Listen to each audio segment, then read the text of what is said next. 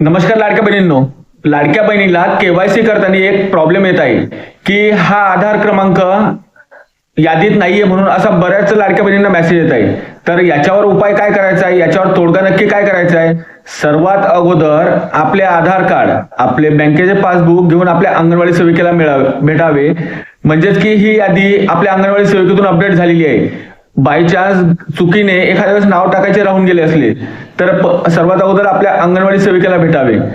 तिथून जर आपल्या समस्येचे निराकरण होत नसेल तर दुसरी आपली स्टेप, आपण पंचायत समितीत जावे.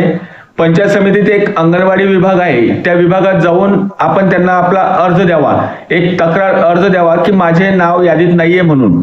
माझा आधार नंबर जो आपल्याला स्क्रीनशॉट काढून ठेवायचा आहे, आपल्याला दाखवायचं की माझा हा आधार नंबर यादीत नाही म्हणून असा मेसेज आलेला, त्याचा स्क्रीनशॉट काढून एक तक्रार अर्ज लिहून द्यायचा आहे.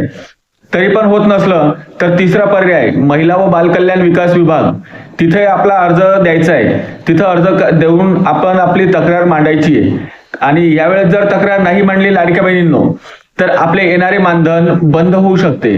तर सर्वांनी काळजी घ्यावी व आपला तक्रार अर्ज नक्की करावा. धन्यवाद लाडक्या बहिणींनो.